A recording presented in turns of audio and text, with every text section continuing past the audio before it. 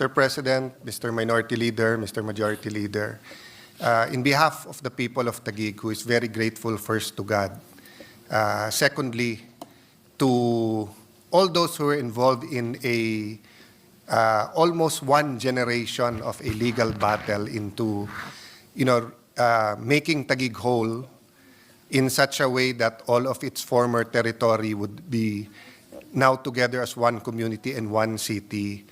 And in thanking my colleagues who are still here, it's almost 9 p.m., and giving me the chance to sponsor and give brief remarks about this concurrent resolution.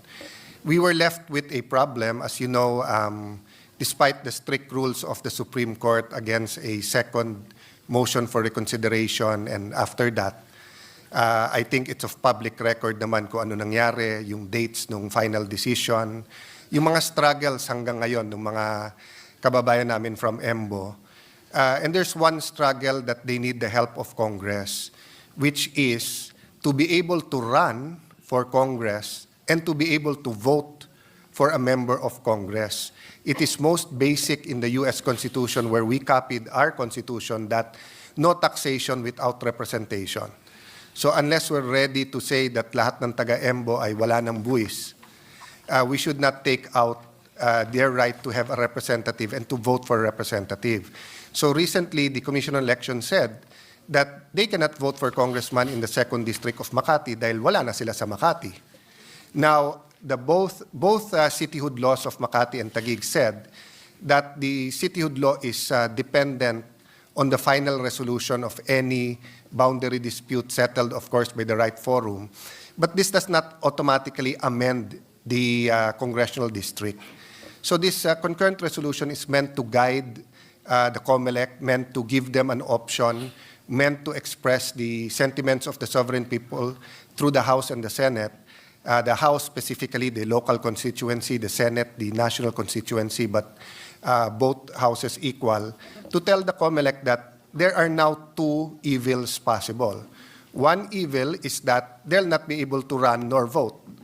The other one is that the COMELEC has no basis of where they can vote and where the barangays, which district. So this concurrent resolution is an attempt. It's not a perfect attempt, but it's an attempt until the legislature in the future can pass a new law regarding the districts. So we seek with this concurrent resolution to make our will known to the Commission on Election. Thank you for this. Thank you for this opportunity, Mr. President.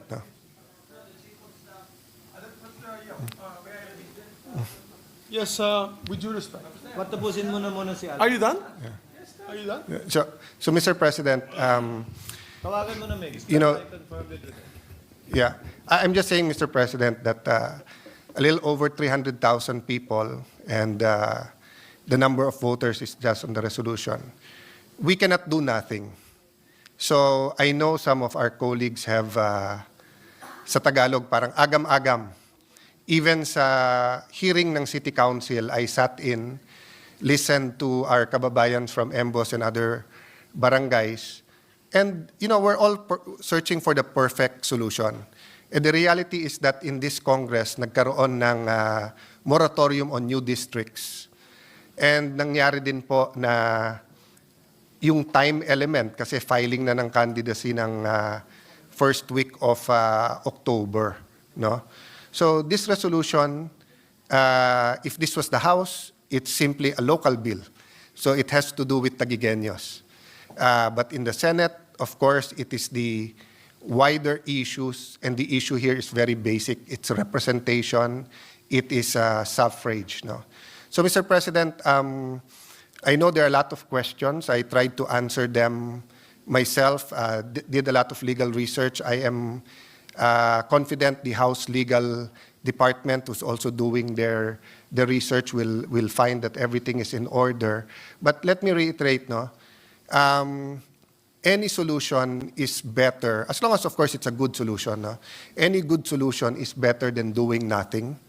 And with 1 day left till the session and then a few weeks till the voting, the people of the Embos will be very grateful that we gave them the choice, di ba? Sinong gustong tumakbo at sinong gustong nilang iboto. Sinong gusto tumakbo, sinong gusto iboto. Let me lang reiterate, Mr. President, wala nang problema po sa mayor, vice mayor, councilors because nag-statement na po ang Commission on Election that they can vote for the councilors and the vice mayor and the mayors. And in fact, adjustments have been made to make sure they have representation sa population nila. So it's really the congressional district ang problema. And you cannot have a caretaker for a district that doesn't exist.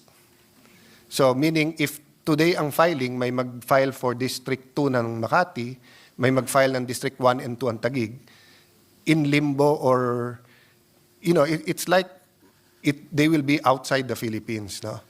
So I hope our friends will take our word for it that we consulted the members who are not here in passing this resolution. Thank you, Mr. President.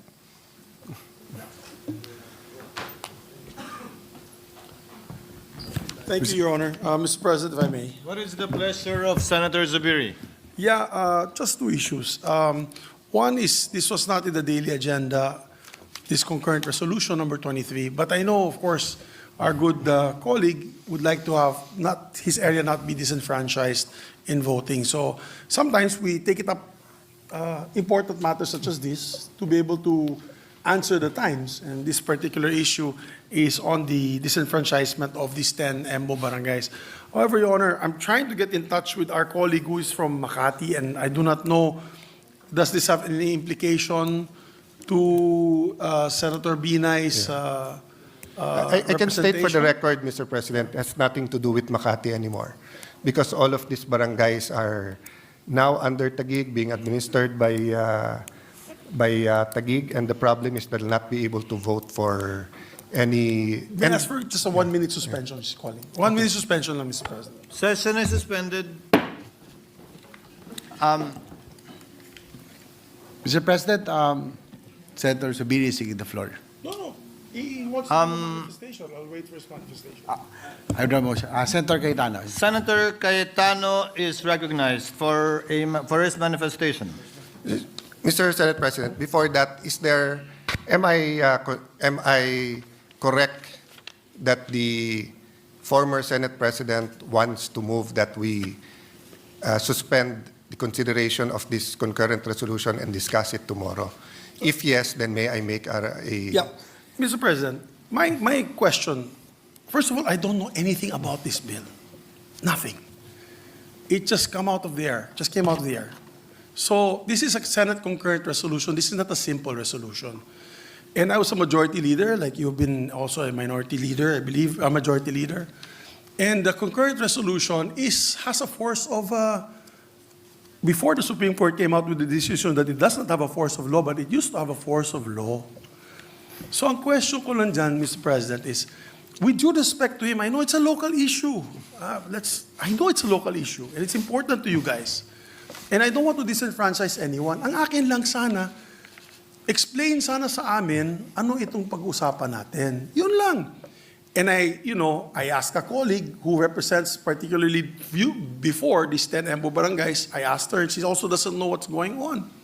Due courtesy lang ba? Sort of some respect and due courtesy. Yun lang akin, Mr. President. I have, again, if I raised my voice, it's because, it didn't have to go that way, and I apologize if I raised my voice. Okay? Ang akin dyan, if it will help you, maybe we can pass this, we can take it up tomorrow. Ang akin lang naman dyan is nabigla ako, dahil nasa taas nga ako, at biglang may concurrent resolution about these barangays. Wala naman sa agenda today, Mr. President. So, my appeal to the good gentleman is give us time to at least explain to us what it is all about. We have no caucus. We've never had a caucus since I asked for one in the beginning of the incumbency of the good Senate President.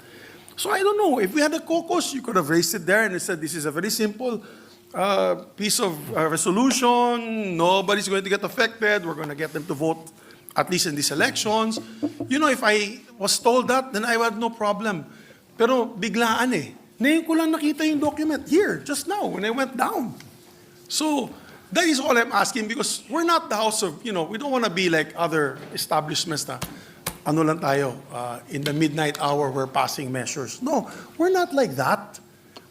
Senator Cayetano knows that. That's her pet peeve. She doesn't like to pass things in the middle of the night when nobody's around. I know that because we have traditions, and it's a time-bound tradition. So mine is not. I'm not even asking anymore. I'm not raising a point of order because our agreement in the past is that we will take up on the floor what is the agenda for the week.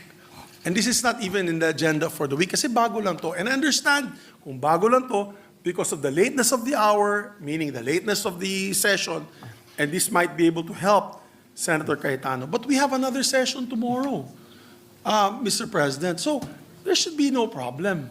All we need to know is just understand, what is this all about? How can we help you? Ayoko din ma-disenfranchise sila eh. Ayoko din, Mr. President. Yung mga taga-Tagig at sa Embo Barangays. Ang gusto ko lang sana is just explain to us what this is all about. Because this is a concurrent resolution. If it was a simple resolution saying that the Senate would like the COMELEC to recognize these Embo Barangays and come up with this procedure, wala po akong problema, Mr. President. But this is a concurrent resolution, which is a tad higher, a notch higher in terms of implementation and validity. Yun lamang po, Mr. President. No offense meant to my dear colleague. I know it means a lot to him. I'm not here to stall, and I'm not here to disenfranchise anyone. Yun lang po, Mr. President. Yung akin lang, sana ma-explain lang sa amin. And with due respect, we're all elected senators here. I will not pass a measure na hindi ko papadaanan sa inyo or to anyone, in fact, without going through the motions. Yun lang po, Mr. President. Yun lang request ko. It's just a simple request that tradition should be followed, at least to explain to us, at least come up with an interpellation on the measure on this particular concurrent resolution. Because even with simple resolutions, we have periods of interpellation. We have period of amendment in simple resolutions, lalo ng concurrent resolutions. So yun lang po ang request ko, Mr. President. Thank you. Mr. President, let me just state Before the Honorable Cayetano responds with his manifestation, Chair would like to place on the record. Number one, as correctly pointed out by Senator Zubiri, this is a concurrent resolution, and by virtue of the Supreme Court decision, is no different from an ordinary resolution. Hence, it does not have to go through 3 separate readings on 3 separate days. Number two, we did give due courtesy to Senator Nancy, even if this involves barangays that are no longer part of Makati, but because the chair thought it used to belong to Makati, we cleared it with her. I don't know if the statement of the gentleman was stated on the record that we consulted their administrative staff. The answer is no.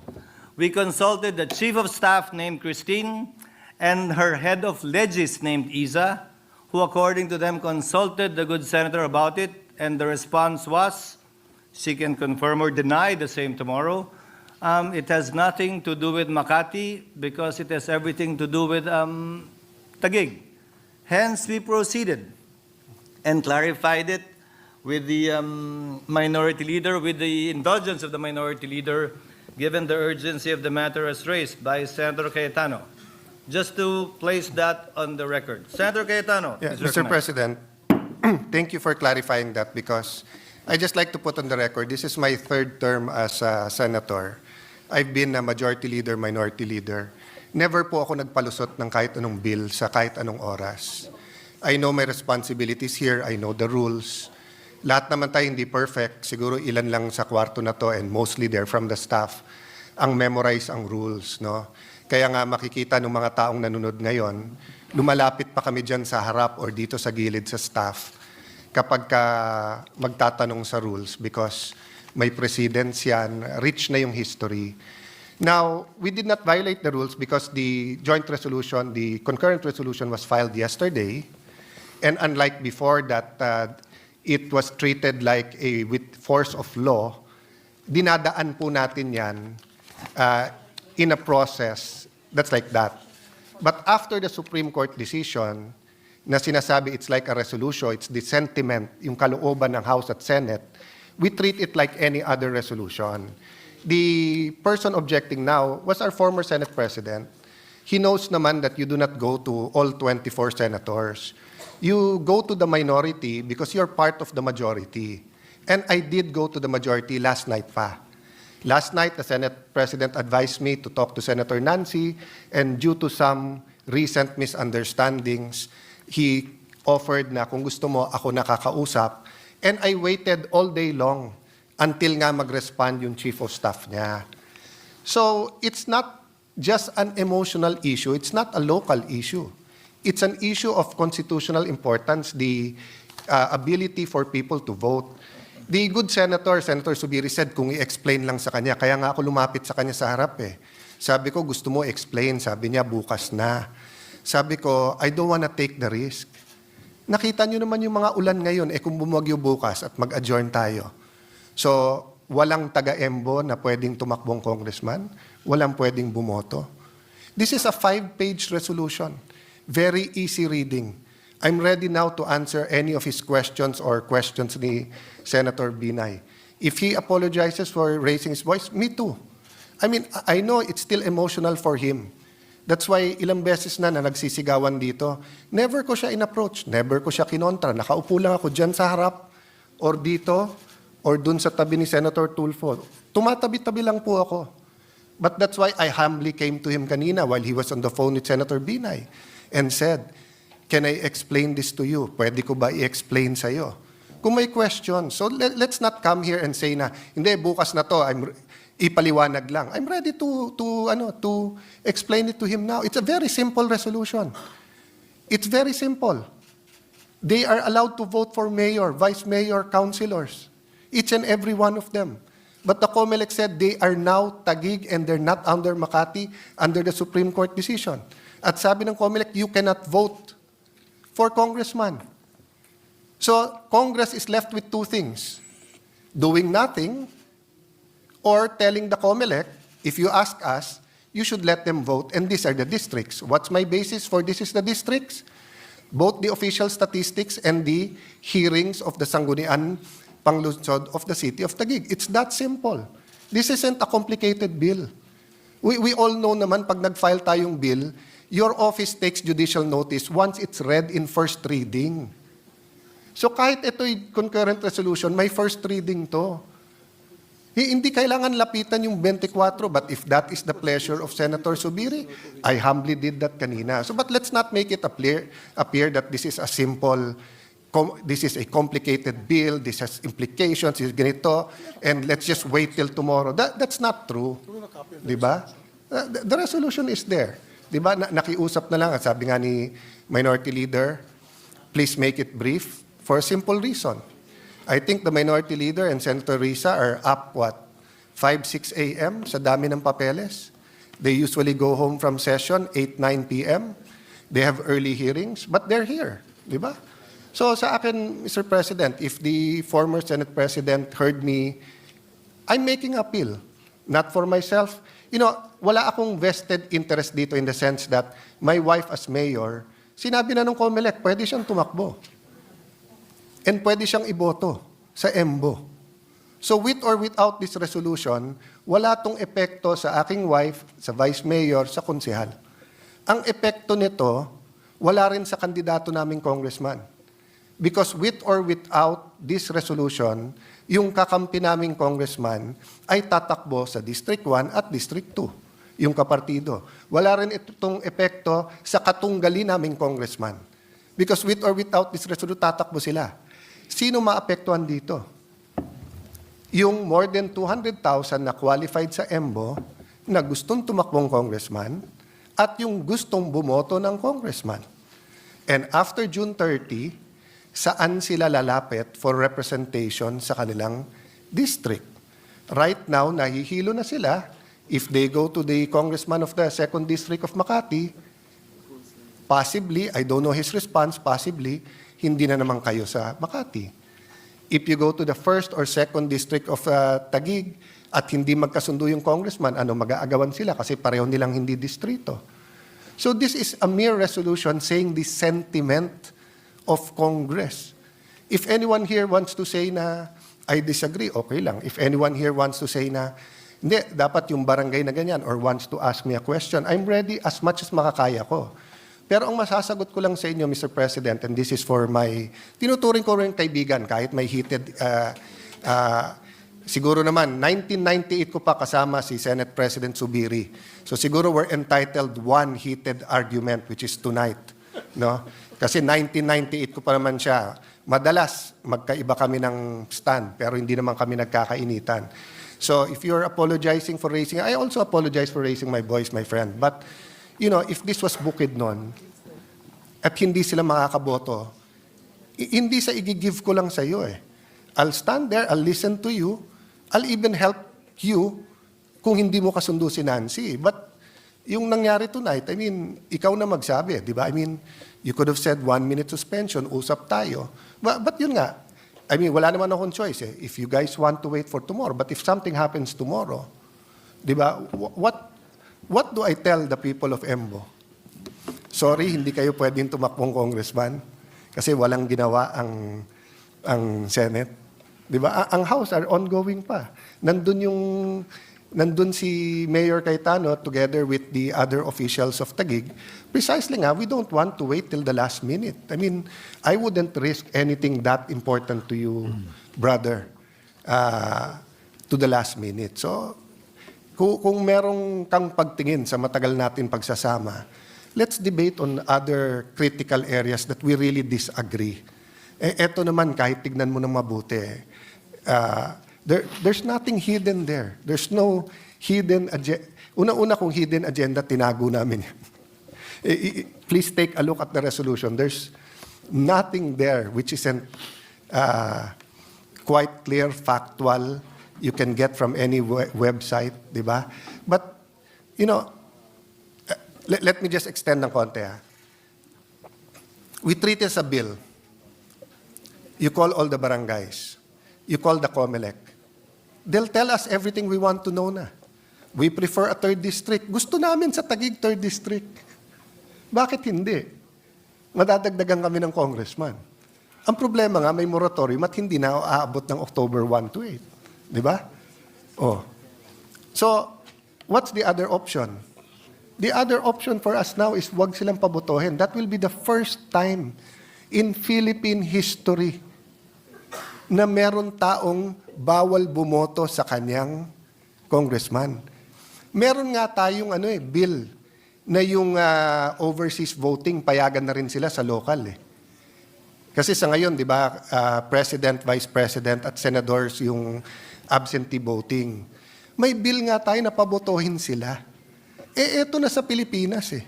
Hindi makakaboto. It's not your fault, it's not my fault, it's not the Binay's, it's no one's fault because yung timing and circumstance ng Supreme Court decision and yung pleasure ng House na wag magdagdag ng miyembro. Some of them feel we're an exceptional case at dapat payagan. Hindi namin brinaso yon. And even if hindi, kung kusa sa loob nila magpasa ng 3rd district, hindi na kaya in 1 week. What will we do? Pipilitin natin by December or January na magpasa ng 3rd district. In the meantime, all the candidates in that area will know what to do. There will be no discussion on the issues, whether local or national. Di ba? So, yun naman sa akin, no? Na I leave it to the pleasure of the former Senate President and gentleman from Bukidnon, no? If you ask me, ako'y nakikiusap, ipasa na natin. Since walang masasaktan dito. Kung may makita kayong masama tomorrow, you can move to recall it. And the other members will be here. Oh. Kung may mangyari tomorrow for one reason or the other at hindi ito mapasa, how do we answer our constituents? Constituents, binoto rin naman tayo nung kanya-kanya nating lugar eh. Di ba? So maybe that would be acceptable to him, that we pass it. If they see something wrong, tell me. Ako mismo mag-move to reconsider, then we will discuss it. Nandito naman siya. any member who's here and voted for it can move for the reconsideration. May I ask for a minute suspension, Mr. President? Session is suspended. Is resumed. Thank you very much, Mr. President. Mr. President. Senator Zubiri is recognized. Yeah, thank you, Mr. President. After deliberating with the good sponsor, no, I just wanted to find out, because initially I thought it was a creation of a new district, like an EMBO district, which is clearly we can't do. It has to be a creation by law.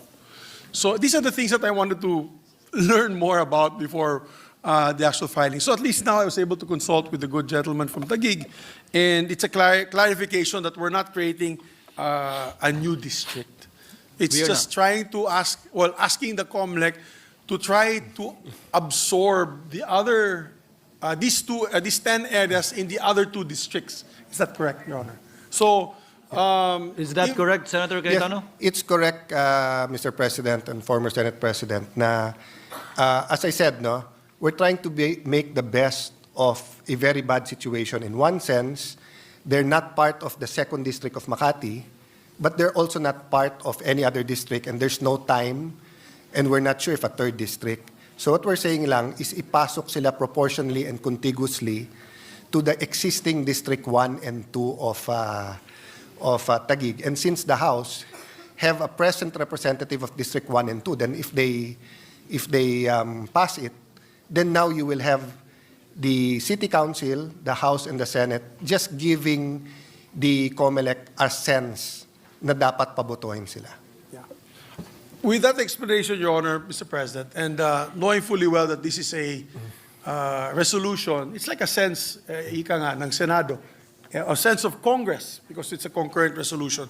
Then I actually did not interpose any objection, Mr. President. I just wanted to, for the good gentleman to clarify with me what this concurrent resolution is all about. That's all, Mr. President. Sir And President- I interpose no objection. Sir President, just for the record, sa elevator lang nagyayabang ako sa staff ko. Sabi ko, sa lahat ng Cayetano, ako pinakamalamig ulo. Kasi mainit na ulo ng ate ko kanina. And yung dalawa kong kapatid, madali ding uminit ulo. And then uminit ulo ko ngayon. So I apologize to everyone, including Senate President Zubiri. Technically, may excuse ako kasi I'm on steroids dahil hinihika ako ngayon. But it's still no excuse. So pasensya na kayo. Me kung also, I apologize for my nagkaano tayo. behavior, Mr. President. I mean, we've known each other since 1998. We have together known with each other good Senate since President. 1998. Yeah, so And while we're in the spirit of asking for apologies, Chair would also like to apologize for the lateness of the hour. Yeah. So with no objections yes. from Senator Zubiri, may I now recognize the Majority Leader. Majority Leader. Yes, Mr. President, no member wish to interpolate. Propose amendments to the measure. I move to adopt Senate Concurrent Resolution Number 23. Any objection?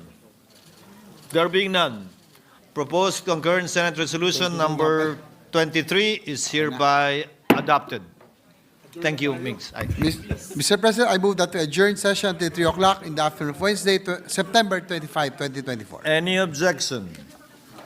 There being none, session is adjourned until 3 o'clock in the afternoon of Wednesday, September 25, 2024.